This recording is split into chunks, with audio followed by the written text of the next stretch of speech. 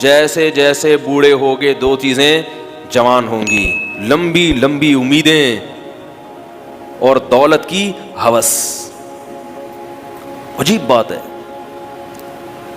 ہونی کم چاہیے کہ اب قبر کے قریب جا رہے ہیں تو پیسے کی محبت بڑھنے کے بجائے کم ہو۔ نبی صلی اللہ علیہ وسلم کا جو کلام ہے نا، خدا کی قسم وہ خود دلیل نبوت ہے۔ میں نے اپنی زندگی میں خود مشاہدہ کیا اس چیز کا۔ ہاں، جوانی میں کسی نے یہ محبت ختم کر دی، پھر بڑھاپے میں یہ چیزوں کی محبت نہیں ہوتی، کیونکہ حدیث کے الفاظ یہ نہیں ہے کہ بڑھاپے میں یہ دو چیزیں پیدا ہوتی ہیں، نہ، جوان ہوتی ہیں۔ جوان وہی چیز ہوتی ہے جو پہلے پیدا، بولو بھائی، ہو چکی۔ اگر جوانی میں آپ نے دیواروں کی، اینٹوں کی، مکانوں کی، دولت کی اور لمبی لمبی امیدوں کی ہوس ختم نہیں کی اور آپ اسی امید پہ لگے رہے کہ ابھی تو میں جوان ہوں، بعد میں دیکھی جائے گی، تو بعد میں یہ برائیاں اور بڑھ جائیں گی، کم، بولو بھائی، نہیں ہوں گی۔ ابھی سے ان کو ختم کر دو، دل کو ان گندگیوں سے، بدبودار فنا ہونے والی چیزوں سے پاک کر دو، سکون کی زندگی گزرے گی۔ اللہ کی قسم، سکون خواہشات کی تکمیل میں نہیں ہے، سکون اس میں نہیں ہے کہ آپ کی ساری خواہشیں پوری ہو جائیں۔ اگر اس میں سکون ہوتا تو سویڈن، جاپان اور امریکہ کے لوگ سب سے زیادہ سکون میں ہوتے۔ کیسے بتائیں یار بھائی، وہ ان کی تو ہر خواہش پوری ہو رہی ہے کہ نہیں ہو رہی؟ علاج ان کا فری۔ امریکہ میں آپ کسی ہاسپٹل میں چلے جائیں تو پیسوں کا نہیں پوچھتے آپ سے، وہ کہیں وہ بات کی چیز ہے، سب سے پہلے کیا ہوگا آپ کا؟ علاج۔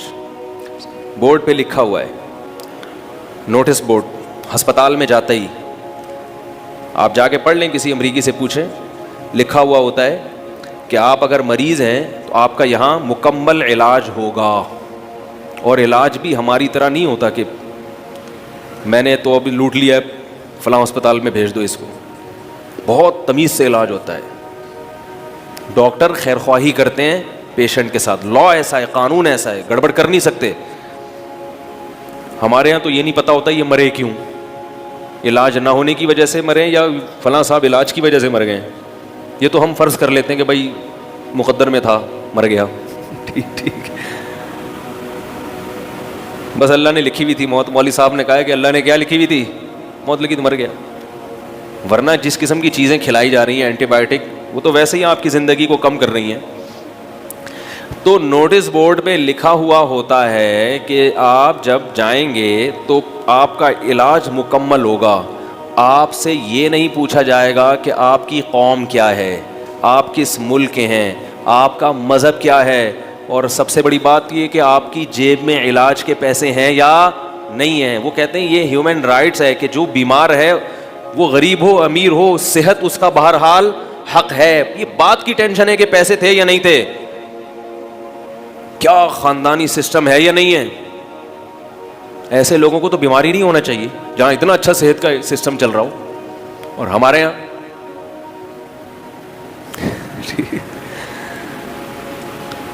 یہاں کیا ہو رہا ہے؟ اگر آپ کے پرائیویٹ ہاسپٹل میں علاج کراؤ گے تو زکوٰۃ کے بغیر، بولو بھائی، نہیں ہو سکتا، اتنا مہنگا علاج ہے، اور اس میں بھی پتہ نہیں ہوتا کہ یہ جو دوائیں ڈاکٹر صاحب لکھ کے دے رہے ہیں یہ میری جسم کی ریکوائرمنٹ ہیں بھی یا نہیں ہیں۔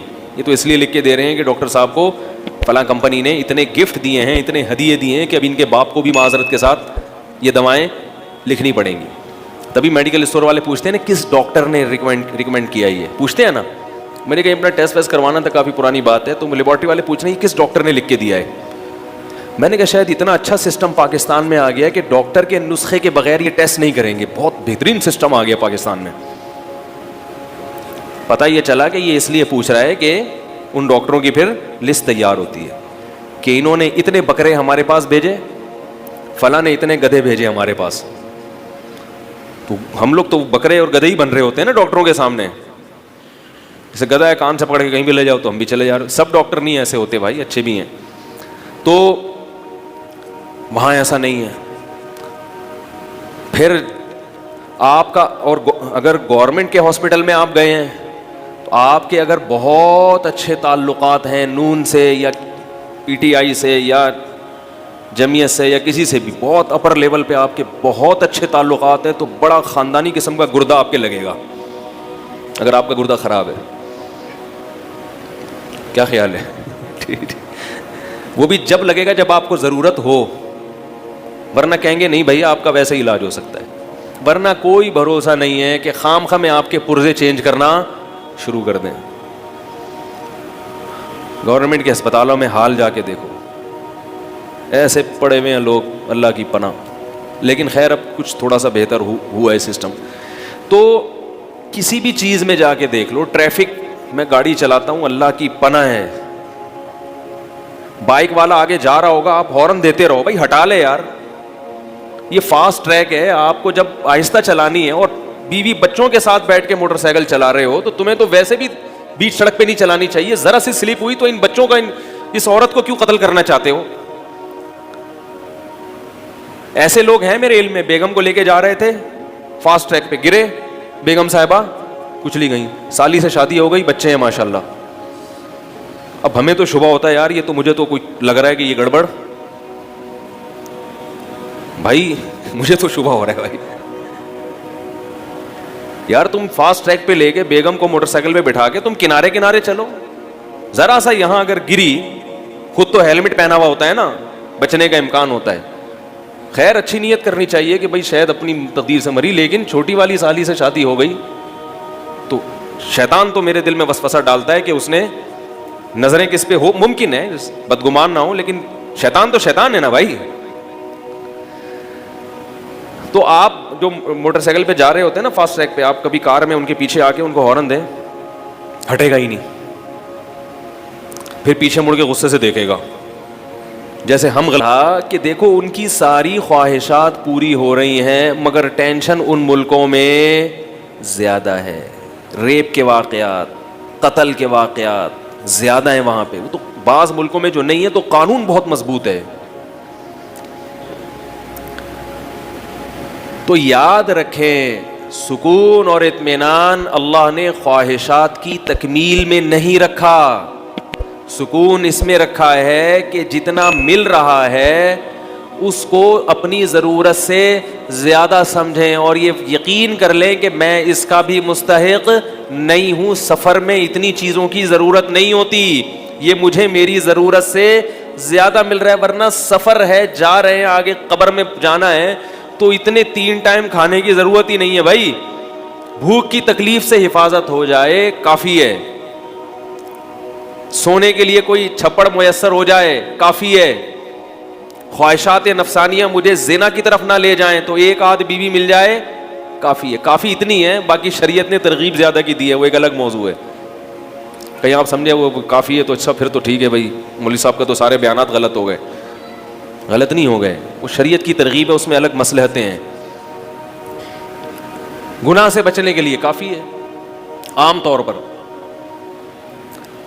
بیماری سے جسم محفوظ ہو جائے, کوئی تکلیف نہ ہو, تو بس اتنا مل گیا. اب باقی سب کیا ہے؟ غریبی.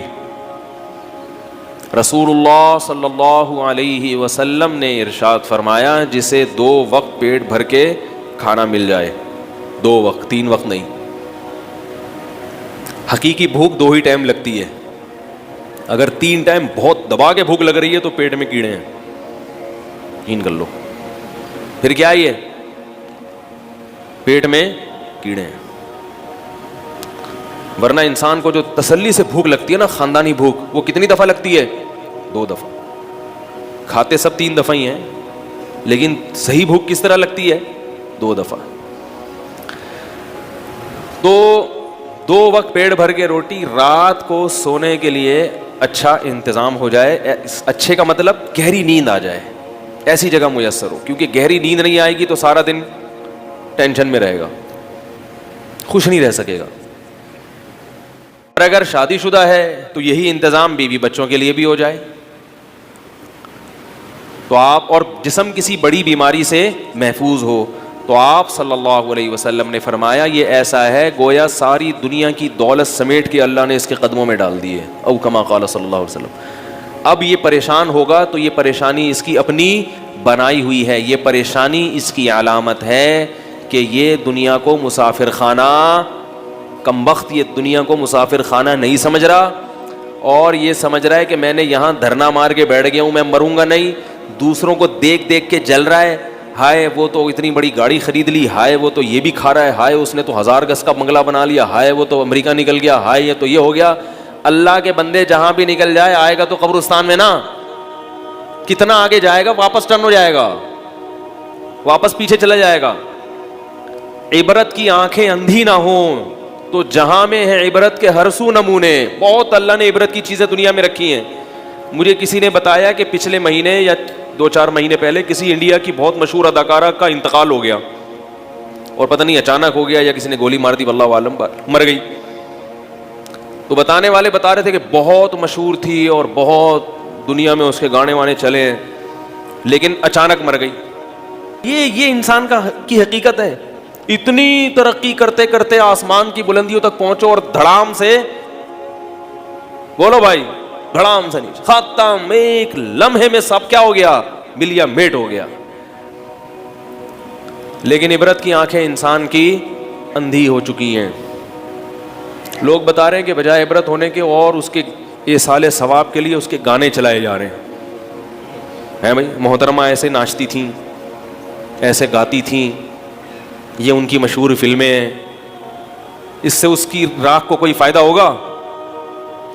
ہونا تو یہ چاہیے کہ دوسرے اداکار اور اداکارائیں دیکھ کے عبرت حاصل کریں کہ بھائی کتنی ہی فٹنس کر لو, یہ لوگ تو کروڑوں روپے اپنی فٹنس پہ خرچ کرتے ہیں. مجھے کسی نے بتایا تھا کہ کوئی اداکارہ پتہ نہیں 2 کروڑ روپے اس کی صرف سالانہ اس پہ ڈسٹیمپر پہ خرچ ہوتے ہیں. 2 کروڑ, یہ پتہ نہیں 1 کروڑ ڈسٹیمپر پہ, میک اپ پہ. یعنی یہ عام ڈبے جو ہم لوگ کے یہاں دیوانوں پہ یہ والے نہیں چلتے, وہاں بہت مہنگے مہنگے ڈبے ہوتے ہیں جو صرف فٹنس کے لیے, کہ بھائی دیکھنے میں کیا نظر آئے, اٹریکٹیو. تو جب تک وہ اٹریکشن ہوتی ہے دنیا سلوٹ کرتی ہے, ان کے گانے سنتی ہے, دنیا کہتی ہے واہ واہ واہ. کہیں گزر جائیں تو جھک جھک کے لوگ کوشش کرتے ہیں ان سے سلام کریں, آٹوگراف لیں, ان کے ساتھ اپنی سیلفیاں بنائیں. اب بناؤ نا اس راکھ کے ساتھ اپنی سیلفی, ہے بھائی. اب اس سے وہ مر گئی تو بغلگیر ہو نا اس سے. جو جنازہ جب پڑا ہوا ہے تو بولو نا کہ میں اس کی فلمیں بڑے شوق سے دیکھتا تھا, میں بھی اس کے ساتھ ہی لیٹوں گا, مجھے بھی قبر میں اس کے ساتھ لے کے جاؤ. سب کہتے ہیں بھائی نہیں نکالو اس کو یار, نکالو. اور مسلمانوں میں تو کم عبرت ہوتی ہے, ان کے یہاں تو زیادہ عبرت ہونی چاہیے. ہم تو پھر بھی عزت سے نہلا کے مردے کو کفن پہنا کے جنازہ پڑھ کے دفن کر دیتے ہیں. غیر مسلموں کے ہاں تو میت کا عجیب ہی حال ہوتا ہے. ان کے تو بہت خطرناک, جب جلانے کا منظر میں نے یوٹیوب پہ دیکھا, بعض مردے جو ہندو لوگ جلاتے ہیں تو اتنا وحشتناک منظر. اس پہ نیچے کسی کے کمنٹس تھے الحمدللہ علی نعمت الاسلام. ہندو جو جلاتے ہیں نا یوٹیوب پہ میتیں, وہ ہیں ان کی کہ وہ میت کو جلاتے کیسے. تو نیچے ایک عربی نے کمنٹ کیا الحمدللہ علی نعمت الاسلام, تمام تعریفیں اس اللہ کے لیے جس نے ہمیں مسلم بنایا. اپنے باپ اپنی ماں کے ساتھ ایسا وحشیانہ عمل کرنا, اس کو اپنے سامنے جلا دینا. انسانی لاش کا بھی تو کوئی اکرام ہوتا ہے, وہ انسان ہے, وہ جانور تھوڑی ہے. تو عبرت ہونی چاہیے, مگر عبرت کے اس موقع پر عبرت بولو بھائی نہیں ہوتی, اور بغاوت پھیلتی ہے. لوگ ان کی تعریفوں میں زمین آسمان کے قلابے ملاتے ہیں. اسی وجہ سے یاد رکھو, اسلام میں کسی غیر مسلم کے لیے مرنے کے بعد دعا کرنے کی اجازت بولو بھائی نہیں ہے. دنیا میں اس کے لیے دعا کر سکتے ہو, زندگی میں, مر گیا تو دعا کی اجازت نہیں ہے. اللہ کہے گا کہ اس نے ساری دنیا کو خوش کیا مگر مجھے خوش نہیں کیا. اب یہ میرے پاس آیا ہے تو اس کو سب سے بڑی سزا یہ کہ اس کے لیے دعا کی اجازت نہیں ہے. یہ باغی ہیں اللہ کے. جب تک غیر مسلم زندہ ہے امکان ہے کہ توبہ کر لے گا, اس لیے آپ اس کو برا بھلا مت کہیں. مر گیا اب نہیں, بغیر توبہ کے چلا گیا تو اللہ نے کسی کو 40 سال مہلت دی, کسی کو 50 سال, کسی کو 60 سال. ساری زندگی ساری دنیا کا خیال, مگر جس نے پیدا کیا اس کے لیے کیا کیا آپ نے؟ اس پر ایمان ہی نہیں تھا, کرتے کیا آگے اس کے لیے؟ عبرت کی بات ہے, اللہ عبرت کا نشان بنا دیتے ہیں. مگر افسوس کہ ہمارا جو میڈیا ہے نا, میڈیا وہ تو ظاہر ہے عبرت کی بات. میں ایک بہت حیران ہوتا ہوں کہ پہلے ہمیں یاد ہے بچپن میں کسی میت کو جنازے کی چارپائی پہ جب قبرستان لے کے جاتے تھے نا, دل میں ایک عجیب سی وحشت ہوتی تھی. لوگ چپ ہوتے تھے, ہلکا ہلکا ذکر کر رہے ہوتے تھے, سوچ رہے ہوتے تھے کل ہم بھی اس چارپائی پہ لیٹے ہوئے ہوں گے, آج ہمارا یہ بھائی یا بہن دنیا سے گئی ہے, کل ہمارا نمبر ہے. اب ایسا نہیں ہوتا, اب باتیں کر رہے ہوتے ہیں. جنازے کی چارپائی کو لے کے جا رہے ہیں, باتیں, یار تو نے سنا ہے وہ بحریہ ٹاؤن میں تو نے 20 پلاٹ خرید لیے. یار میرا تو یہ خیال ہے کہ یہ مجھے تو 2 نمبر لگ رہا ہے, یہ ایسا کر گلشن معمار میں لے لے. ابے سنا آج کل سرجانی کے ریٹ بڑے ٹائٹ چل رہے ہیں. ابے سنا یہ گوادر ابھی بننے والا ہے نا, یہاں پلاٹ لے کے ڈال دیں. یہ باتیں ہو رہی ہوتی ہیں. اللہ بتا رہے ہیں کہ تو بحریہ پورا ٹاؤن, بحریہ ٹاؤن بھی خرید لینا. جو بحریہ ٹاؤن کا مالک ہے نا, وہ بھی کل اسی چارپائی کے اوپر بول دیا کرو بھائی میں آپ کے لاشعور میں ڈالنا چاہ رہا ہوں یہ چیزیں, میں اپنے لیے بھی کہہ رہا ہوں یہ باتیں کہ مجھے بھی اللہ سمجھ دے. کل بحریہ ٹاؤن کا مالک بھی اسی چارپائی پہ لیٹا ہوا ہوگا. جب وہ لیٹے گا تو اللہ تمہیں کیسے چھوڑ دے گا؟ تمہارے تو 4-5 پلاٹ ہیں, اس پہ تم فنٹر بنے پھر رہے ہو. ایسے ایسے حکمران دنیا میں پیدا ہوئے, آدھی آدھی زمینوں پہ حکومت کی ہے انہوں نے. تھوڑے دنوں کے بعد وہ بھی کہاں کے لیٹ گئے؟ بولو نا یار, چارپائی پہ لیٹ گئے. وہ کہتے ہیں کہ جو سکندر ہے نا بادشاہ, جس نے پوری دنیا پہ حکومت کی ہے, دنیا میں چند نام ایسے جنہوں نے پوری دنیا پہ حکومت کی ہے, اللہ ماشاءاللہ بہت ہی کم علاقہ چھوڑا ہوگا. سکندر اعظم بھی انہی میں سے ایک گزرا ہے. ہزاروں باندیاں خوبصورت, سینکڑوں ہزاروں بیویاں, دنیا کی ہر خوبصورت عورت اسے لیا جائے. یہ ٹینشن کی بات ہے. دل صرف کس کو دینا ہے بھائی؟ اللہ کو دینا ہے, جس کے پاس لوٹ کے جانا ہے. دل لگا ہے یا نہیں لگا اس کا پتہ کیسے چلے گا؟ ہمارے ایک دوست تھے, ان کی ہونڈا 125 چھن گئی, شو روم سے خرید کے لائے اور ڈاکو چھین کے. پرانی بات ہے, کراچی میں اس وقت بائکیں بہت چھنتی تھیں, تو رو رہے تھے. کہہ رہے میں پوری رات پھوٹ پھوٹ کے رویا ہوں.